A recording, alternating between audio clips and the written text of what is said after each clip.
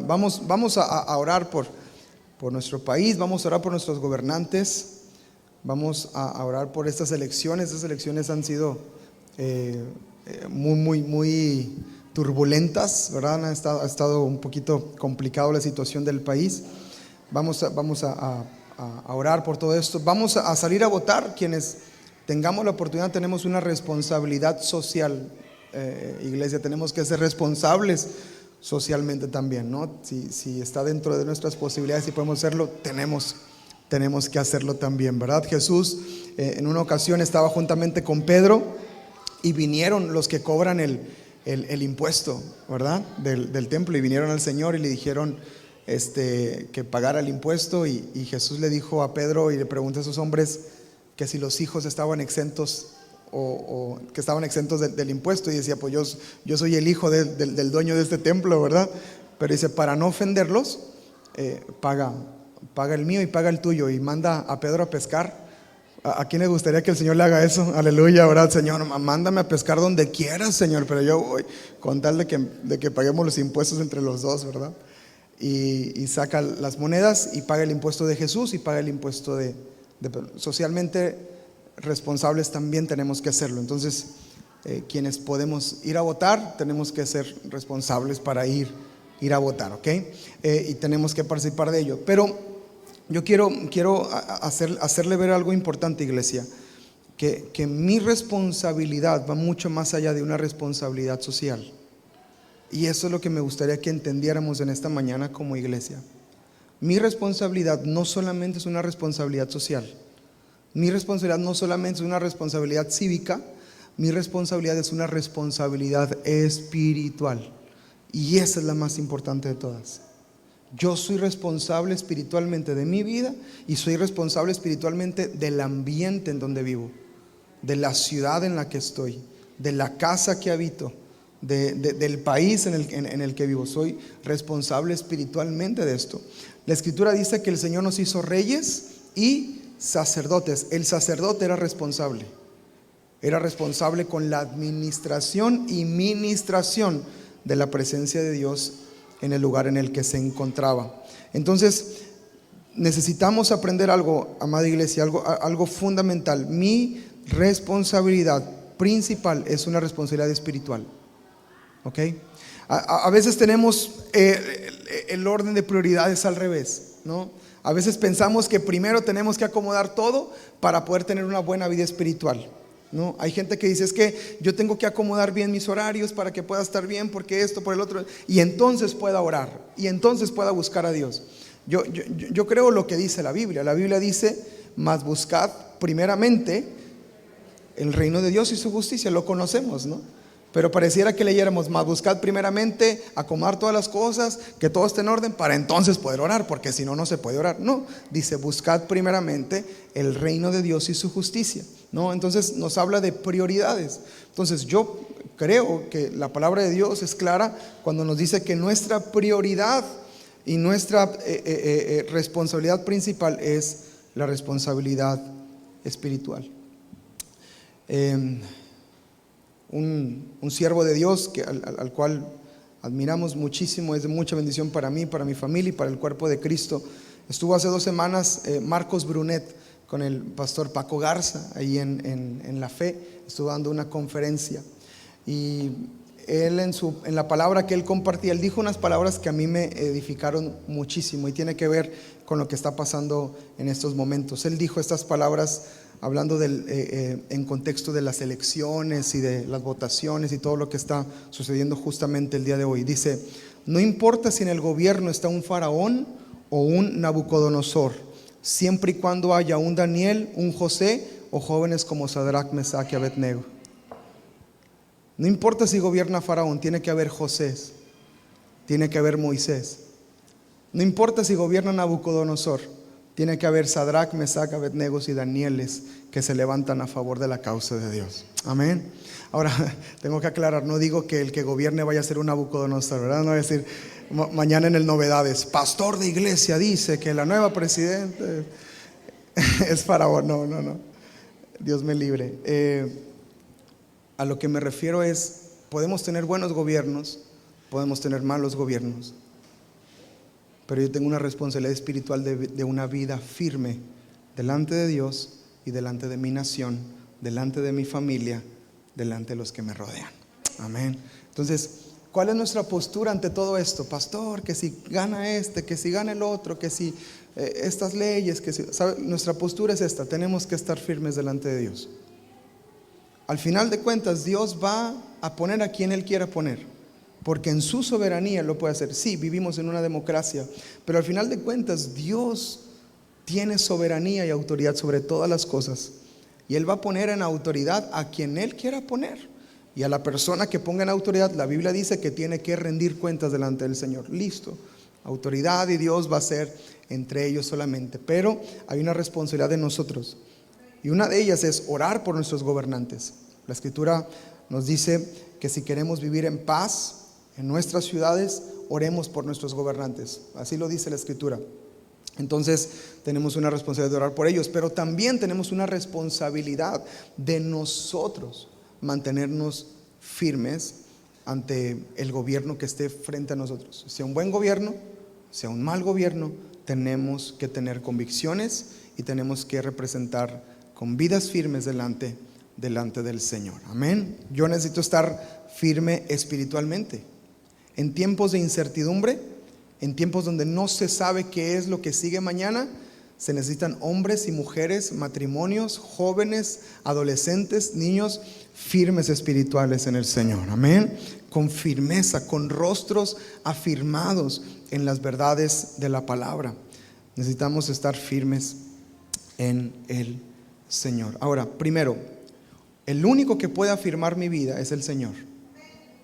Usted puede hacerse planes de decir: yo voy a hacer esto, voy a hacer lo otro, me voy a portar así, voy a tomar esta decisión, pero el único que puede afirmar nuestras vidas es el Señor.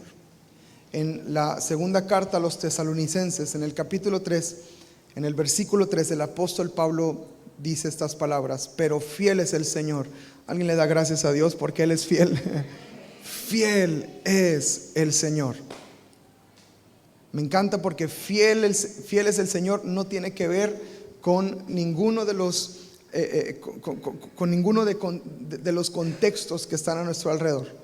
Él es fiel, sea como sea las cosas que estemos, cualquiera sea la situación que estemos atravesando. Hay una realidad, hay una verdad: fiel es el Señor. Eso no cambia. Amén. Hoy hay votaciones, hoy hay cambio, empiezan los cambios, ¿verdad? En gobierno, empieza todo este movimiento, pero hay una cosa que debemos de tener muy en clara. Primero, fiel es el Señor. Fiel es el Señor. Segundo, que Él los afirmará y guardará del mal. Amada iglesia Castillo del Rey Cancún, esta palabra es para ti en esta tarde. Fiel es el Señor que te va a afirmar y te va a guardar de todo mal. Amén. Él es el que nos afirma. Él es el que nos toma con su espíritu y estando en Él, en una comunión estrecha con Él, nuestros pasos son afirmados. Ahora, cuando hablamos de vidas firmes, hablamos de convicciones, ¿no? Tenemos que ser personas con convicciones. Esa es una vida firme, esa es una vida bien establecida. Y para crear convicciones tenemos que hacerlo en la presencia de Dios. Escuche, nosotros no tenemos que estar recibiendo órdenes de qué hacer y qué no hacer. ¿Está conmigo? Una persona que necesita que le estén diciendo qué hacer y qué no hacer es una persona primeramente que no ha madurado, porque no ha tenido la madurez para tomar decisiones firmes. Entonces tiene que decir: está bien, no está bien, se hace, no se hace, ¿no? Ahora, hay cosas que a lo mejor están como en un medio punto gris y se necesita sabiduría tal vez de alguien más para decirle: está bien esto, no está bien, ¿verdad? Eso es válido también. Pero hay cosas no negociables que no se tienen que preguntar si se hacen o no se hacen. Simplemente hay una convicción en el corazón, una persona creyente, y esa convicción se va a establecer en la comunión y en la relación con Dios. Por eso tenemos que crecer en la comunión con Dios.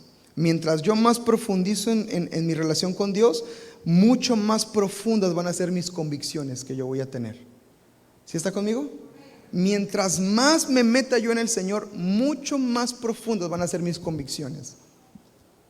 No voy a tener que leer un libro, no voy a tener que escuchar una predicación, no voy a tener que ir a un congreso para que me digan qué hacer y qué no hacer. La misma relación profunda con el Espíritu Santo me va a revelar y a mostrar lo que está bien y lo que está mal. Y esas son las convicciones que se van a formar en una vida firme, en una vida establecida. Amén. Entonces, otra vez, no importa lo que esté aconteciendo alrededor, necesitamos estar firmes en el Señor. Entonces, solo el Señor puede afirmarnos. ¿Cómo nos afirma? Por medio de su palabra, de la comunión con Él. El Señor Jesús habló de esta construcción que estaba sobre dos fundamentos: una casa que fue construida sobre la roca y otra que fue construida sobre la arena. Vinieron los vientos, vinieron los ríos, vinieron las aguas, y la que estaba construida sobre la arena fue destruida, pero la que estuvo sobre la roca permaneció de pie. Las mismas tormentas, las mismas dificultades, pero diferente edificación, ¿no? Y dice el Señor: ¿quiénes son los que están sobre la roca? Los que oyen mi palabra y la practican. Los que oyen y hacen, esos son los que están firmes, ¿no? Entonces, ¿cómo escucho? ¿Cómo hago? En una relación íntima y personal con el Señor. Amén. Entonces, es así como nosotros nos afirmamos en el Señor. Es solamente Él el que lo puede hacer, ¿ok? Solamente Él puede afirmarnos. Todo intento por afirmarnos en nuestra propia idea y propia prudencia, escuche, se vuelve religiosidad, y eso es peligroso. Jesús tenía un problema y un conflicto grande contra esta gente, que en sus propias ideas ellos se abstenían de cosas sin una comunión con el Señor. Jesús lo dijo de esta manera, dijo: con sus labios me honran, pero su corazón está lejos de mí. Entonces está hablando de que a lo mejor dicen que honran, a lo mejor se comportan como si honraran, pero el corazón está lejos de agradar, y eso es religiosidad. Dios nos libre de religiosidad. Si queremos estar firmes y establecidos, sea lo que sea que pase a mi alrededor, yo necesito estar profundo en mi relación con el Señor. Amén. Ahora, acompáñame por favor con su Biblia al libro de Daniel. Vamos a hablar de estos jóvenes, del libro de Daniel. Daniel es un libro muy interesante, le recomiendo leerlo. Es muy, muy, muy, muy profundo, es de mucha revelación.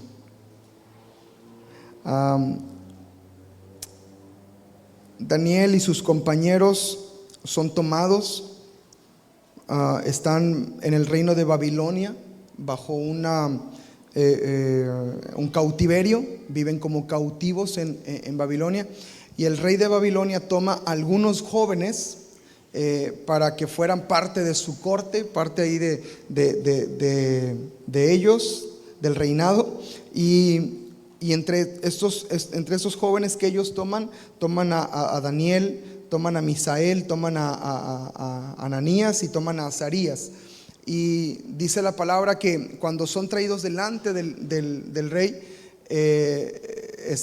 le dan de comer, le ofrecen de comer la porción de la comida del rey. Entonces, contexto: ellos estaban en cautiverio y de repente son seleccionados para estar en el palacio, comiendo lo que podían comer, a de repente comer en el mejor buffet de la ciudad, ¿verdad? Y comer lo que ellos quisieran de porción de la comida del rey. Pero resulta que lo que comía el rey era impuro para su pueblo.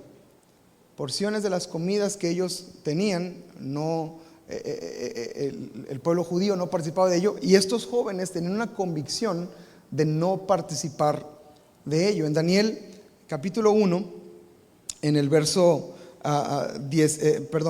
8 y 9, dice así: y Daniel propuso en su corazón no contaminarse con la porción de la comida del rey, ni con el vino que él bebía. Pidió por tanto al jefe de los eunucos que no se le obligase, por favor ponga atención a las palabras que dice, que no se le obligase a comer, que no se le obligase a participar de esa comida. ¿Qué dice la Biblia? Contaminarse. Ellos tenían una convicción tan profunda y tenían un entendimiento tan amplio de lo que estaba bien y estaba mal, que ellos sabían que no simplemente era comer de la porción de la comida, sino era no contaminarse. Y esas son las convicciones de una vida firme, y son las convicciones a las que todo creyente y todo hijo de Dios debería buscar llegar. Ahora, ¿cuál es el primer paso en cuanto a afirmarnos en tener vidas firmes? Que es, ¿quién es el que nos afirma? El Señor es el que nos afirma. Pero hay otro principio importante: Dios afirma a los que están dispuestos en su corazón. Dios va a afirmar y Dios va a dar gracia a los que se comprometen. A ellos son a los que afirma el Señor. Aquellos que deciden en su corazón, que, me gusta mucho esta palabra, que resuelven en su corazón, resuelven en su vida no contaminarse. No solamente no participar, no contaminarse. Ellos entendían un principio, no tenía que ver con si comer o no comer, prohibido o no prohibido. Ellos entendían algo, era contaminación para su fe, para lo que ellos creían, el participar de estas comidas. Entonces, la convicción va más allá de puedo hacer, no lo puedo hacer, se debe hacer, no se debe hacer, está bien o no está bien. La convicción es simplemente una firmeza, un compromiso. Ahora, aquellos que tienen este compromiso y se afirman y resuelven en su corazón, amados, Dios los ayuda. Dios los ayuda. Daniel capítulo 1 versículo 9 dice la escritura: y Dios, aparece el Señor en la escena, y puso Dios a Daniel en gracia y en buena voluntad con el jefe de los eunucos. La gracia de Dios vino y operó hasta que hubo un Daniel que se comprometió y dijo: no me voy a contaminar con la porción de la comida del rey. No es hasta que nos comprometemos, hasta que empezamos a ver la operación de Dios sobre nuestras vidas para afirmarnos en las decisiones que estamos tomando, en las decisiones de permanecer firmes al Señor.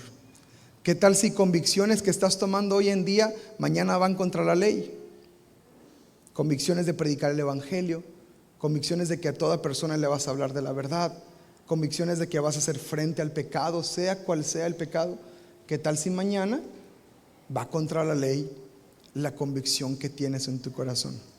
Eso es lo que va realmente a probar por fuego, ¿verdad? Si estamos realmente firmes o no en el Señor. Y bueno, en el versículo 19 y 20 vemos el resultado del compromiso de estos jóvenes. El resultado de estos muchachos que se comprometieron a no comer de esa porción, a no contaminarse de esa porción de la comida del rey. Y dice el versículo 19 del capítulo 1 de Daniel: y el rey habló con ellos, y no fueron hallados entre todos ellos como Daniel, Ananías, Misael y Azarías. Así pues estuvieron delante del rey en todo asunto de sabiduría e inteligencia que el rey les consultó, los halló 10 veces mejores que todos los magos y astrólogos que había en todo su reino. Yo creo que los de Castillo el Rey Cancún estaban ahí, ¿verdad? Eran 10 veces mejores que todos los demás que estaban en el reino, amados. Y esto fue por una decisión que ellos tomaron. En cuanto a la alimentación que ellos decidieron tener, en lugar de comer de la porción de la comida del rey, ellos decidieron comer legumbres y frutas y cosas riquísimas que nos encantan a todos. Aleluya, gloria a Dios. No sean mentirosos, nadie dijo amén. Cuando ellos comen de esto, dice la Biblia que su rostro resplandecía más que los que comían cochinita y que comían carnitas y todo lo que había a su alrededor. Aleluya. Dios te está hablando, pero no quieres oír. Amén. Hubo un resultado físico de su decisión, pero también hubo un resultado espiritual. A ellos los posicionaron en lugares de muchísima influencia porque eran 10 veces mejores que todos los demás. Ahora, no era su capacidad, era Dios en ellos, porque Dios es el que nos fortalece. Amén. Así que a todo lugar al que te lleve el Señor, después de las convicciones que vas a hacer en una vida firme, va a ser el Señor llevándote, llevándote, llevándote, llevándote, llevándote. Hasta le vas a preguntar a Dios: ¿de verdad me tienes aquí? Aquí te tengo. Porque decidiste no contaminarte. Entonces, que el Señor nos dé esa gracia para poder llegar y estar firmes en Él. Amén. Pero tenemos que comprometernos. Ahora, vamos al capítulo 3 de Daniel, porque resulta que Nabucodonosor no era el mejor gobernante de la historia que podamos imaginar. Tristemente, se alzó en su corazón y hizo una estatua de oro. Daniel capítulo 3 versículo 1. El rey Nabucodonosor hizo una estatua de oro cuya altura era de 60 codos y su anchura de 6 codos. Yo que soy de Monterrey sí le entiendo a esto, lo de los codos y todo eso. No es cierto. Y la levantó en el campo de Dura, en la provincia de Babilonia, y envió el rey Nabucodonosor a que se reuniesen los sátrapas, los magistrados, capitanes, oidores, tesoreros, consejeros, jueces y todos los gobernadores de las provincias para que viniesen a la dedicación de la estatua que el rey Nabucodonosor había levantado. Fueron pues reunidos todos los gobernantes a la dedicación de la estatua que el rey Nabucodonosor había levantado, y estaban en pie delante de la estatua que había levantado Nabucodonosor. Y el pregonero anunciaba en alta voz, mandando a todos: oh pueblos, naciones y lenguas, que al oír el son de la bocina, de la flauta, del tamboril, del arpa, del salterio, de la zampoña y de todo instrumento de música, que dice, se postren y adoren la estatua de oro que el rey Nabucodonosor ha levantado. Y aquí estaba la ley: cualquiera que no se postre, versículo 6, cualquiera que no se postre y adore, inmediatamente será echado dentro de un horno de fuego ardiendo. Por lo cual, al oír todos, aquí está interesante este pasaje, todos los pueblos, el son de la bocina y de la flauta, del tamboril, del arpa, el salterio, la zampoña y todo instrumento de música, todos los pueblos, naciones y lenguas, ¿qué dice? Se postraron y adoraron la estatua de oro que el rey Nabucodonosor había levantado. Ahora, quiero que recuerde algo importante. En el reino no solamente están Daniel, Azarías, Misael y su otro amigo que nadie se acuerda de su nombre. No solamente están ellos, está todo el pueblo que está en cautiverio. ¿Ok? Está todo el pueblo que está en cautiverio. Por lo tanto, cuando se hace este edicto, en el momento que suenan los instrumentos, dice: todas las naciones se postraron. O sea, no dice toda Babilonia se postró. Estaban otros pueblos también ahí como prisioneros. Por lo tanto, esto implica que el pueblo de Dios se postró y adoró a esta estatua. Ahora, me llama la atención cómo lo vio Dios. Se postraron y adoraron. Puede ser que hubo gente que tal vez dijo: pues todos se postran, pues yo también me postro. Pues es la ley, pues yo también cumplo la ley. Pues si dijeron que el que no lo haga lo mete en un horno, pues yo no me quiero meter en un horno. Yo aquí estoy muy bien fresco con el clima en el 21, aquí me quedo, ¿verdad? Y se postraron. El problema es que aunque ellos no hayan tenido intención de adorar, Dios vio que se postraron y adoraron. Él vio que se postraron y adoraron. Y todos los demás vieron que toda lengua, toda nación se postró y adoró. Hay cosas que no estamos de acuerdo en nuestra cultura, en nuestros gobiernos. Tristemente hay leyes que se han ido estableciendo, de las cuales no estamos de acuerdo, van en contra de las verdades de la palabra de Dios. Ahora, hay cierta libertad todavía como país, gracias a Dios. Demos gracias a Dios por eso. Demos gracias a Dios por eso. Y aprovechemos esa libertad que todavía tenemos de decidir. Porque tarde o temprano va a ser una imposición, como es aquí en la palabra. Esta era una imposición. Aquí no hay una ley gris, aquí no hay una medias de, bueno, el que no adore pues tiene que levantar un permiso, y bueno, y si se lo solicita que cuesta 400 pesos y tú vas ahí a la fiscalía y no.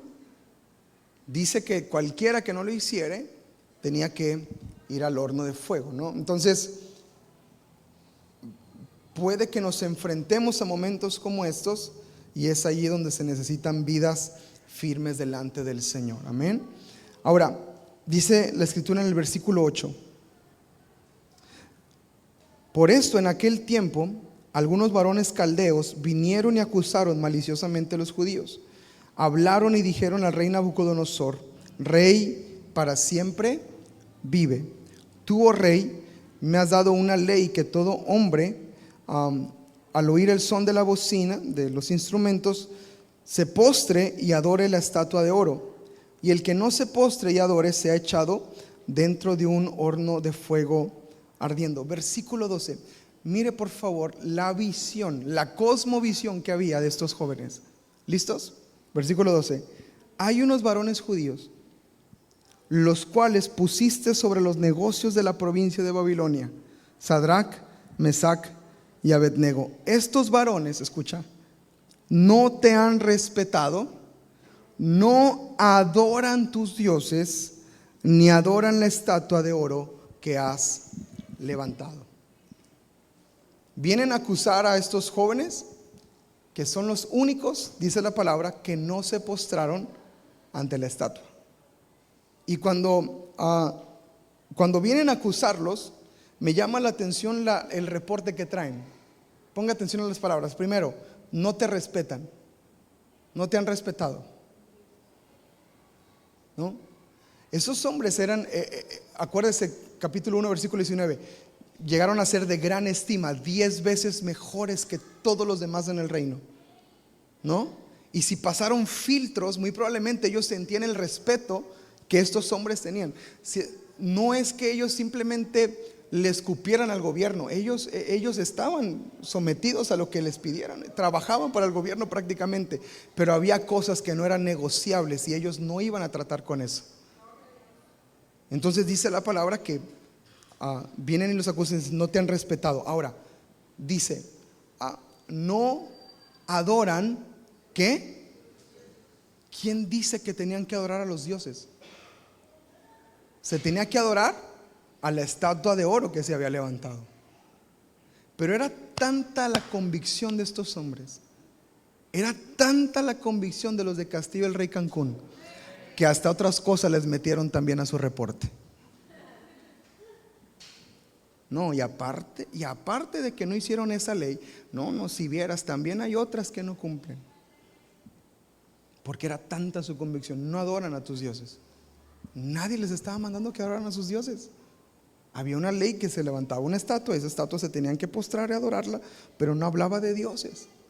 Y luego, ahora sí dicen lo que realmente era el problema, ¿verdad? Dice, ni adoran la estatua de oro que has levantado. Mi convicción tiene que ser lo suficientemente firme para que sea notoria a los que me rodean.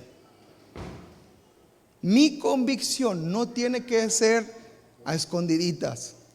Mi convicción, lo que yo creo, las decisiones que he tomado en cuanto a la santidad de vivir delante del Señor, tienen que ser notorias.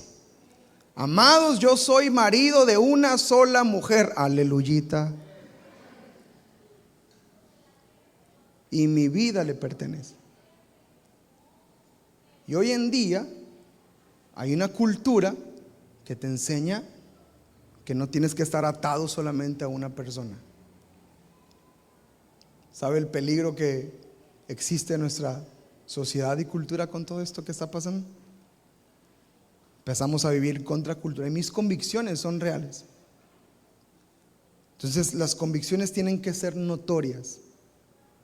Las decisiones que yo tomo tienen que ser notorias delante del Señor. Entonces estos hombres vienen y los acusan. Entonces dice la Escritura en el versículo 13: entonces Nabucodonosor dijo con ira y con enojo que le trajesen a Sadrach, Mesach y Abednego. Los conocía, sabía quiénes eran ellos, trabajaba con ellos. Dice la escritura, los trajo y les dijo, al instante fueron traídos estos varones delante del rey. Habló Nabucodonosor y les dijo, ¿es verdad? Sadrach, Mesach y Abednego, ¿es verdad? Y esto, amados, es una pregunta a la cual todos aquellos que tenemos convicciones y decisiones firmes en nuestras vidas nos vamos a enfrentar en algún momento. Todo aquello a lo que tú decidiste decirle no por convicción, va a llegar un punto donde te van a preguntar, ¿es verdad que dijiste eso? ¿Es verdad que decidiste eso? Y tenemos que ser lo suficientemente firmes como para permanecer. Muchos podemos hacer promesas, convicciones y hacer planes de firmeza delante de Dios. Muchos.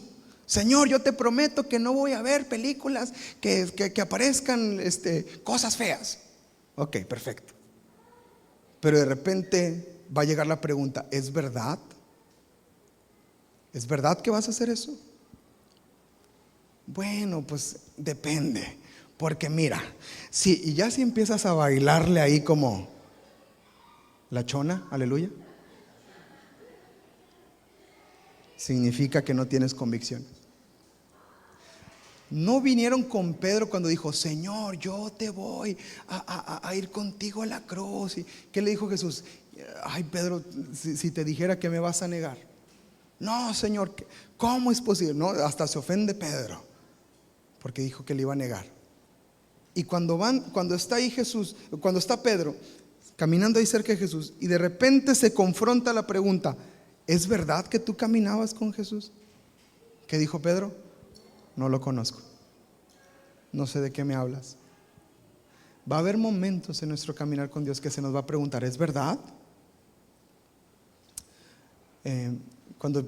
Cuando recién iniciaba en el Señor, yo nací en un hogar cristiano, yo nací en una cuna cristiana, pero nada más la cuna era cristiana y nada más el biberón, porque no, hombre, Dios me perdone. Y yo tuve el encuentro con Dios hasta mucho después, hasta mis 17 años prácticamente. Lo demás fue ahí intentos, ¿verdad? Y me bauticé y todo, pero realmente una vida nueva no fue realmente hasta que cumplí mis 17 años. Pero en los primeros pasos con Cristo no era muy firme en mis convicciones. No era muy firme en mis convicciones. Y me acuerdo cuando literal confesé que era cristiano, como si fuera un pecado, ¿verdad? Pero cuando la primera vez que le dije a un amigo que era cristiano, dije, le voy a decir, porque yo era de la secreta, yo era así de la CIA, ¿verdad? De los que están así escondidos, así de que no, soy cristiano. Andaba con mi Biblia así en la mochila escondida, así no quería que se viera. Y me acuerdo cuando le dije a un amigo y le platiqué, le dije, es que sabes que mira, me pasó. Yo bien animado y contándole la historia de lo que me había pasado, porque cuando el Señor me alcanzó, a mí me alcanzó con bautismo del Espíritu Santo. Me tomó el Espíritu Santo y durante toda la noche no pude dejar primeramente de hablar en lenguas, no podía dejar de hablar en lenguas toda la noche. Cuando salimos del evento, íbamos a ir a cenar, fue una campaña evangelística, íbamos a ir a cenar y iban a ir a cenar unos tacos y me preguntan, Josué, ¿tú quieres cenar tacos? Yo no podía dejar de hablar en lenguas. Yo entendía, yo sabía lo que estaban, yo les quería decir que sí quería ir a comer tacos, pues estaba hablando en lenguas. Y mi mamá, ay, qué hermoso, está lleno del Espíritu. Yo no, tan lindo, tócalo, Señor, tócalo. Yo, pero lleno. Nos fuimos para la casa, llegamos a la casa, me metí a mi habitación, me senté en mi piano y ahí empecé a ministrar al Señor toda la noche. Y cuando me di cuenta eran las 8 de la mañana que había terminado ese momento. Así fue como el Señor me alcanzó. Pero a partir de ahí fue un recorrido más donde yo iba conociéndole, pero necesitaba establecerme muchísimo en mis convicciones. Entonces yo estaba en adolescencia prácticamente y me acuerdo que la cultura era muy fuerte ahí en la escuela en la que yo estudiaba. y era contracultura. Y de repente pues yo le platiqué a un amigo, mira, me pasó esto, y empecé yo a contarle, y él me veía así como con cara, ¿y eso qué es? Y yo le decía, pues es que mira, y no me entendía, se burló de mí, se rió de mí, y después lo empezó a contar a los demás compañeros de los amigos que teníamos. Y luego me enfrenté a la pregunta: ¿es verdad, Josué? ¿Es verdad que te hiciste cristiano? Y yo le fallé al Señor esa primera vez, y les dije que no. Les dije, no, me entendió mal. Me entendió mal lo que le platiqué. Fue algo que pasó de la iglesia, estuvo muy padre, y me dio mucha vergüenza. Me acuerdo que me sentí muy apenado durante todo ese día me sentí muy apenado por lo que había pasado. Y dice, Señor, ¿cómo es posible que no me atreví a decirles? ¿Cómo fue posible que no les dije que fuiste tú el que y estaba con esta lucha? El Señor, en su amor, en su misericordia, me dio una oportunidad más. Gracias a Dios terminé testificando en mi escuela. Gracias a Dios terminé hablando de que yo era creyente. Y cada partido de fútbol ahí me pedían, que Josué se echó una oración. Ahí me tenían orando en los partidos antes de empezar. Pero gracias a Dios por su misericordia. Pero quiero que sepamos algo, amados. Va a haber momentos donde seremos confrontados con, ¿es verdad? ¿De verdad tomaste ¿De verdad dejaste de hacer esas cosas para hacer estas? ¿De verdad?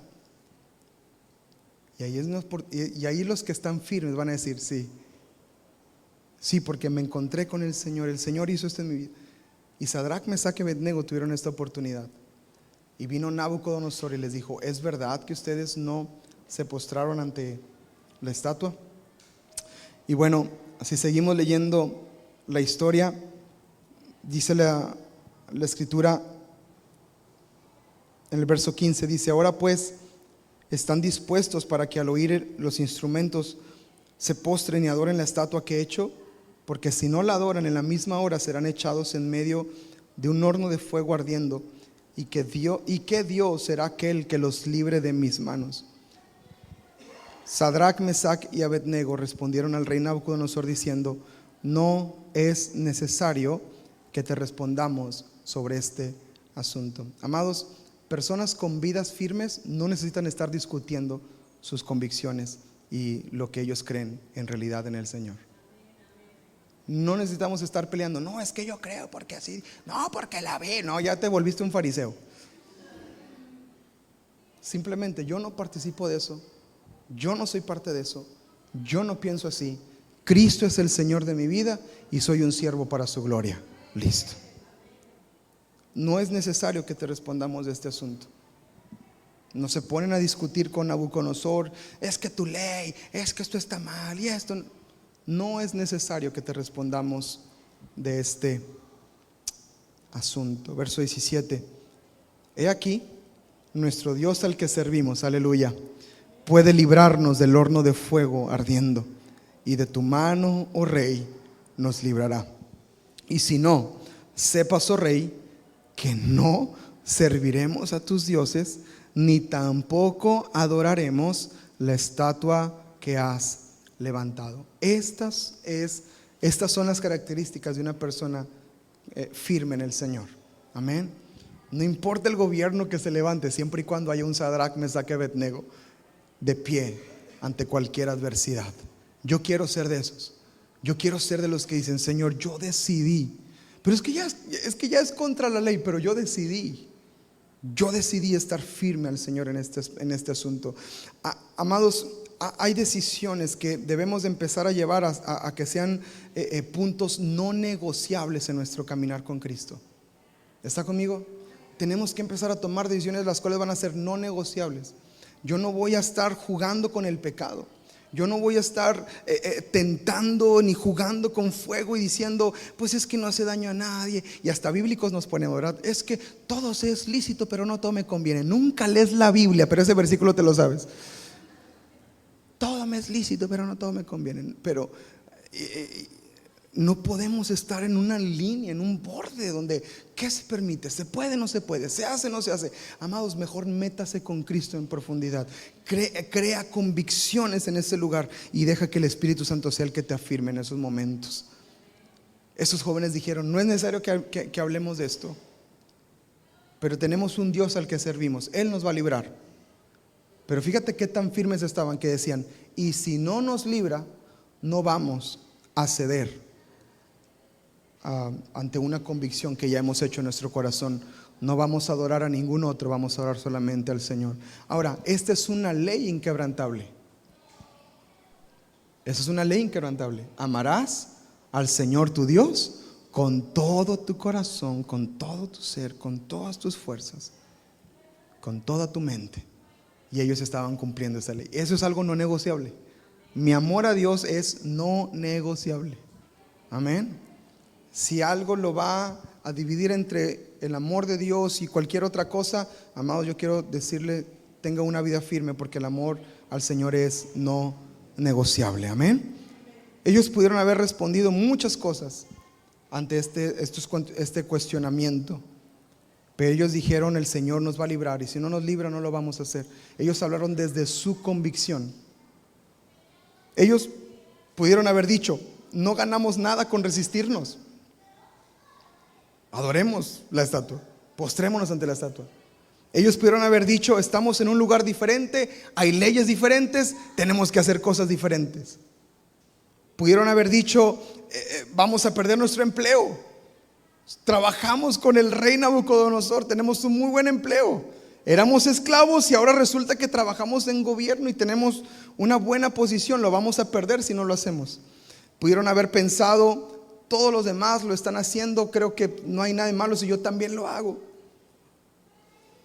O pudieron haber pensado incluso algo controversial: creo que Dios puede entenderme en esta situación.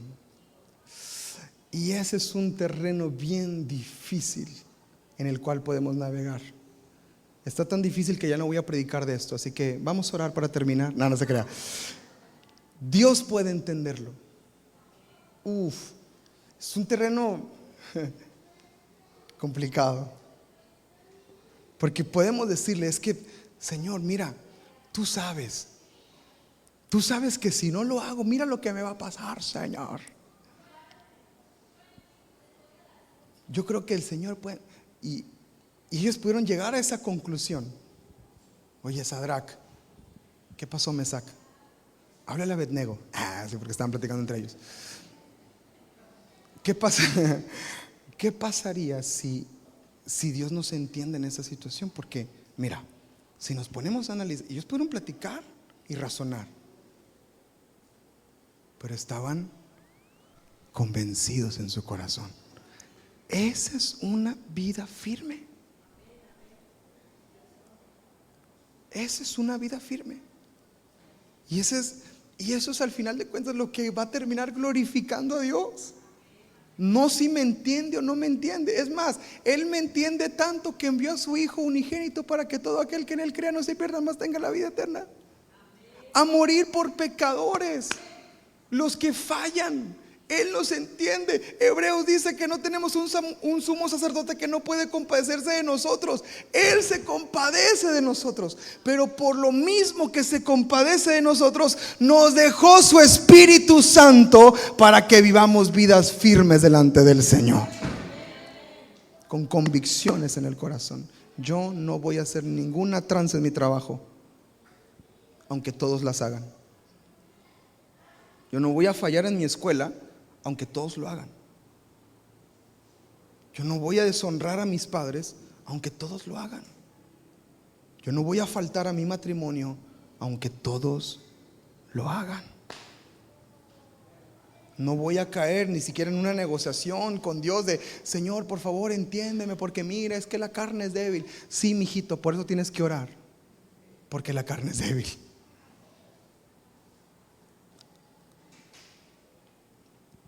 Entonces ellos resolvieron que había una convicción y solamente iban a adorar a Dios. Versículo 19. Entonces Nabucodonosor se llenó de ira, se demudó el aspecto de su rostro contra Sadrach, Mesach y Abednego, y ordenó que el horno se calentase 7 veces más de lo acostumbrado. Les agarró un coraje tremendo, ¿verdad? y mandó a hombres muy fuertes que tenía en su ejército que atasen a Sadrach, Mesach y Abednego para echarlos en el horno del fuego ardiendo. Entonces estos varones fueron atados con sus mantos, sus calzas, sus turbantes y sus vestidos, y fueron echados dentro del horno del fuego ardiendo. Y como la orden del rey era apremiante y lo habían calentado mucho, la llama del fuego mató a aquellos que habían alzado a Sadrach, Mesach y Abednego. El versículo 22, el verso 22 de este texto es un testimonio de que no es que el horno haya fallado. No, sobrevivieron porque el horno falla en History Channel, ¿verdad? Es que el horno no estaba caliente lo suficiente como, no. Estaba calientísimo y se murieron los que aventaron a Sadrach, Mesach y Abednego.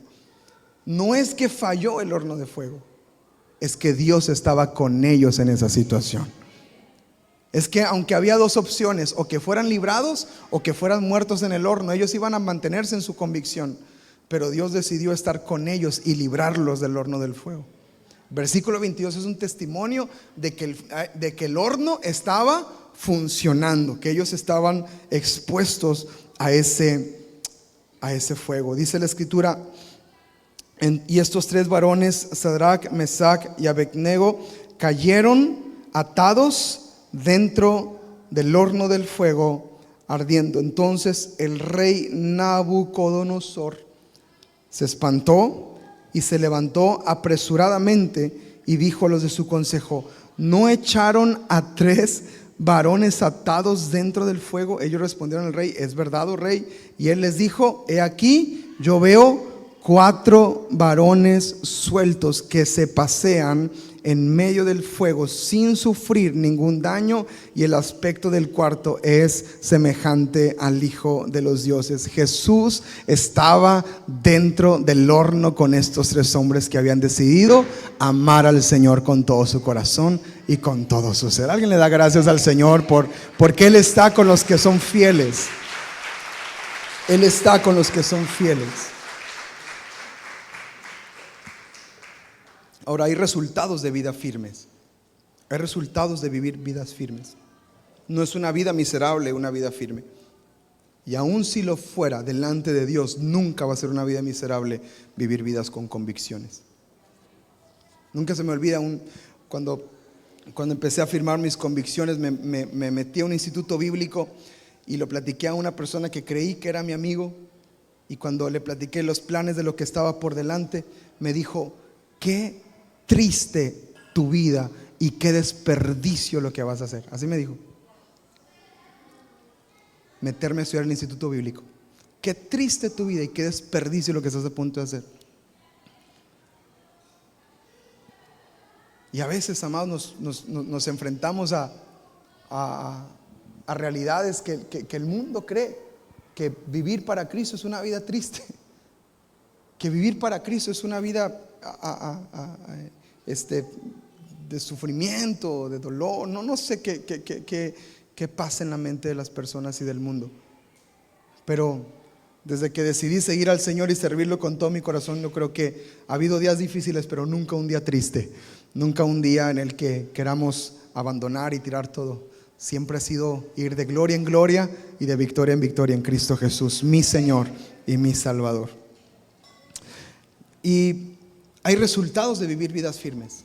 Amén. Hay resultados de vivir vidas firmes. El primer resultado es que el Señor está en medio de nosotros. La Biblia dice que cuando son echados en el horno de fuego, Nabucodonosor se espanta y dice: ¿no habíamos metido a 3 muchachos ahí al horno? Y dice: sí. ¿Y qué dice Nabucodonosor? Yo veo 4 que se pasean. En la Septuaginta, otra de las Biblias que se conocen históricamente, dice que cantaban dentro del horno de fuego. Como Pablo y Silas, ¿no? Que también cantaron en las cadenas, se rompieron. Y estaban ahí paseándose en el horno. Y dice la escritura que veían, Nabucodonosor vio que había 4 ahí, que había uno más ahí con ellos. No se dice si estos jóvenes sabían que había uno más ahí con ellos. Solamente dice que Nabucodonosor vio a uno más ahí con ellos.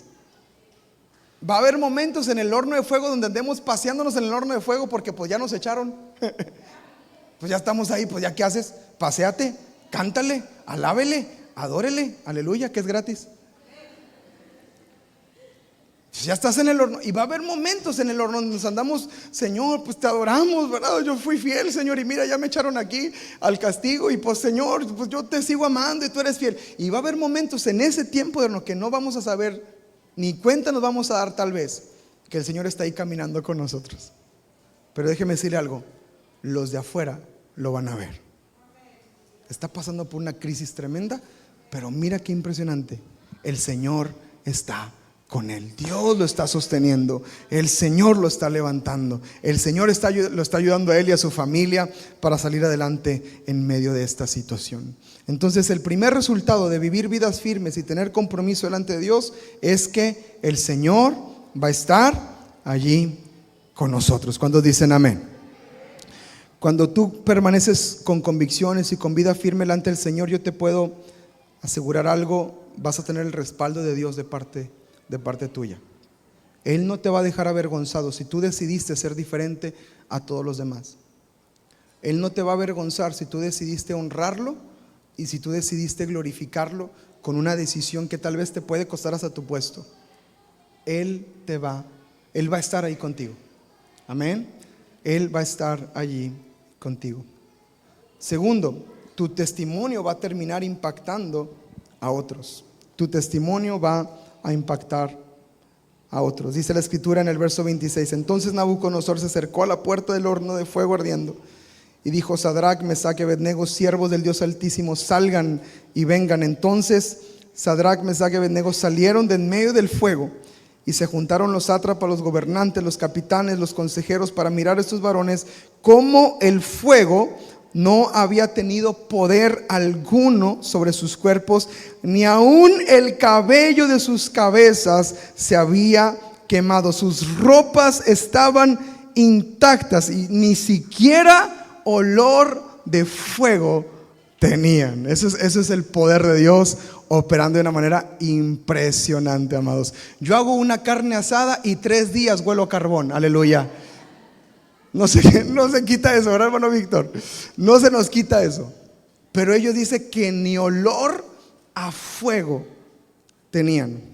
Entonces Nabucodonosor, verso 28, dijo: bendito sea el Dios de ellos.